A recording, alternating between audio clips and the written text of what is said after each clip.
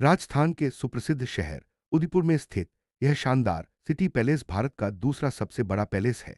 Mysore palace के बाद इस भव्य महल को मेवाड़ साम्राज्य के 22 राजाओं ने लगभग 400 सालों में बनवाकर पूरा करवाया था। इसकी शुरुआत महाराणा उदय सिंह ने उस समय की थी जब उन्होंने मेवाड़ की राजधानी को चित्तौड़ से उदयपुर स्थानांतरित करने का फैसला लिया। साल 1559 में उन्होंने उदयपुर शहर बसाने के साथ ही इस विशाल सिटी पैलेस के निर्माण का कार्य शुरू करवाया। कहा जाता है कि मुगलों से बार बार युद्ध की स्थिति बनने के कारण ही महाराणा उदय सिंह ने इस जगह को चुना था। यह स्थान सुरक्षा की दृष्टि से बेहद उपयुक्त था क्योंकि यह अरावली की ऊंची पहाड़ियों, घने जंगलों और पिछोला झील से घिरा हुआ है। यही कारण था कि यह किला दुश्मनों के लिए अभेद्य साबित हुआ। सिटी पैलेस का अंदरूनी हिस्सा इतना जटिल है कि इसे भूल भुलैया की तरह बनाया गया है, जिसके अंदर पहुंचकर कोई भी व्यक्ति आसानी से रास्ता भूल सकता है। इस पैलेस में प्रवेश के लिए वयस्कों के टिकट का मूल्य तय है, जबकि छोटे बच्चे निःशुल्क प्रवेश कर सकते हैं। पैलेस रोजाना सुबह 9:30 बजे से शाम 5:30 बजे तक खुला रहता है। अब चलते हैं इसके इतिहास की ओर। कहा जाता है कि 16 मार्च 1559 को महाराणा उदय सिंह के पोते अमर सिंह का जन्म हुआ था। परंपरा के अनुसार राणा अपने पोते को कुलदेव श्री एकलिंगजी से आशीर्वाद दिलवाने के लिए लेकर गए। उसी स्थान पर राणा ने एक खरगोश का शिकार किया और इसे शुभ मानते हुए वहीं एक पत्थर गाड़ दिया। तभी एक संत गोस्वामी प्रेमगिरी जी ने राणा से कहा, आप अपनी राजधानी और महल इसी स्थान पर बसाइए। यहीं से सिटी पैलेस की नींव रखी गई। दिलचस्प बात यह है कि जितने भी हिंदू राजाओं ने शहर बसाए, उनके नाम के पीछे पुर जुड़ा, जैसे जयपुर, जोधपुर, उदयपुर। वही जिन शहरों को मुस्लिम शासकों ने बसाया, उनके नाम के पीछे बाद आया, जैसे हैदराबाद, औरंगाबाद और अहमदाबाद। इस पैलेस में कई मुख्य द्वार हैं: बड़ी पोल, त्रिपोलिया पोल, हाथी पोल, तोरण पोल और दरीखाना की पोल। पैलेस में प्रवेश करते ही सबसे पहले आपको गणेश जी की 400 साल पुरानी प्रतिमा दिखाई देती है। उसके बाद हाथी पर विराजमान लक्ष्मी जी, जिन्हें गजलक्ष्मी कहा जाता है। फिर आपको श्रीनाथी की छवि और एकलिंगजी की प्रतिमा देखने को मिलती है, जो मेवाड़ के आराध्य देव हैं और भगवान शिव का स्वरूप माने जाते हैं। यह इलाका, जिसे राय आंगन कहा जाता है, मेवाड़ के राजाओं की राजसभा हुआ करता था। यहीं से इस विशाल सिटी पैलेस का निर्माण आरंभ हुआ था। सामने दिखाई देने वाला क्षेत्र हल्दीघाटी एरिया कहलाता है, जहां 18 जून 1576 को इतिहास की प्रसिद्ध लड़ाई लड़ी गई थी, महाराणा प्रताप और मुगल सम्राट अकबर के बीच। आज भी उस युद्ध की यादें यहां जीवित हैं। यहां एक जगह आपको हल्दी घाटी की मिट्टी दिखाई देगी, जो उस युद्ध के स्मारक के रूप में सुरक्षित रखी गई है।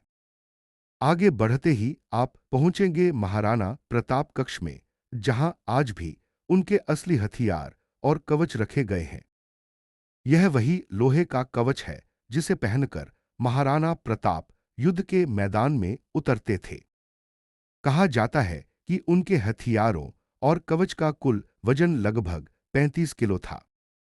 आज भी नवरात्रों के समय इन हथियारों की पूजा विधिवत की जाती है। जब महाराणा प्रताप युद्ध के लिए जाते थे, तो अपने प्रिय घोड़े चेतक को हाथी के बच्चे जैसा कवच पहना देते थे। इससे दुश्मन के हाथी उसे अपना बच्चा समझकर उस पर हमला नहीं करते थे।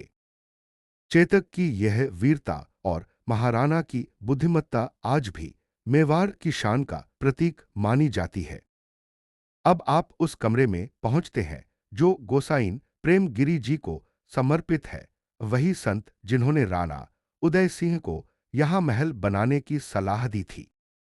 ऐसा कहा जाता है कि उन्हीं के आशीर्वाद के कारण इस महल पर कभी कोई बाहरी आक्रमण सफल नहीं हो पाया। इतिहास में दर्ज है कि एक बार मुगल बादशाह अकबर ने अफवाह फैलाई थी कि महाराणा प्रताप उसके सामने झुकने को तैयार हैं। जब यह बात बीकानेर के महाराज पृथ्वीराज को पता चली तो उन्होंने चिंता व्यक्त करते हुए पत्र लिखा। जवाब में महाराणा प्रताप ने लिखा, शेर कभी गीदड़ के आगे नहीं झुकता। यह पंक्ति आज भी मेवाड़ की आन बान शान का प्रतीक मानी जाती है।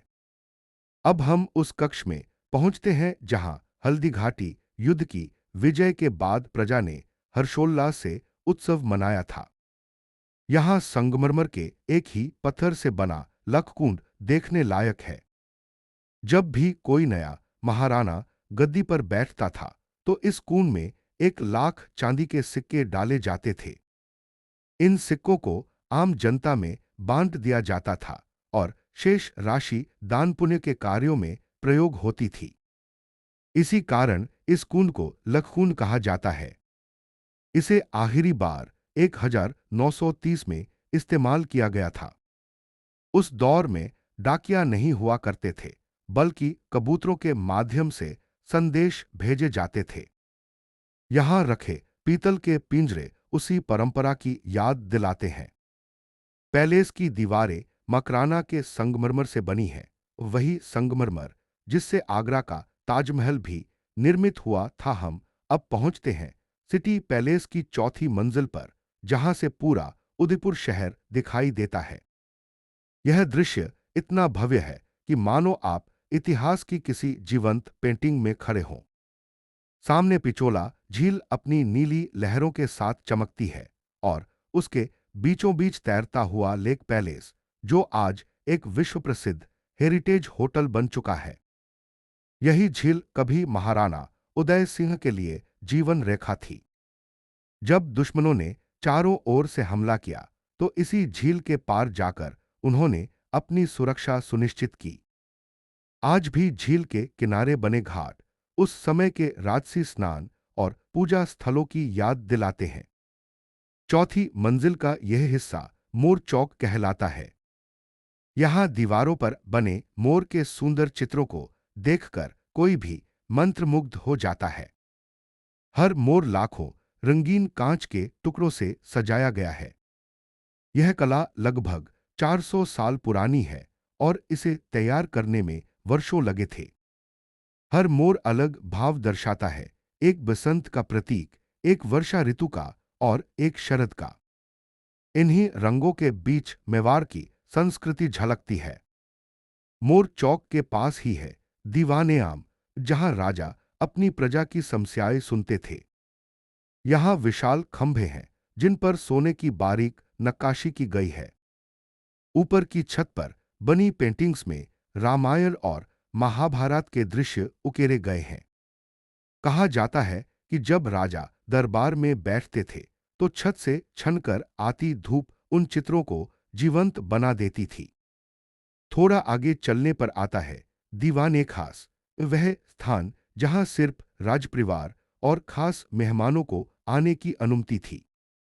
यहां दीवारों पर लगे शीशों के टुकड़े ऐसे चमकते हैं मानो आसमान के तारे जमीन पर उतर आए हों। रात में जब यहां दीपक जलते थे तो सिर्फ एक लौ से पूरा कक्ष रोशन हो जाता था। यह वास्तुकला की ऐसी मिसाल है जो आज भी इंजीनियरों के लिए पहेली बनी हुई है।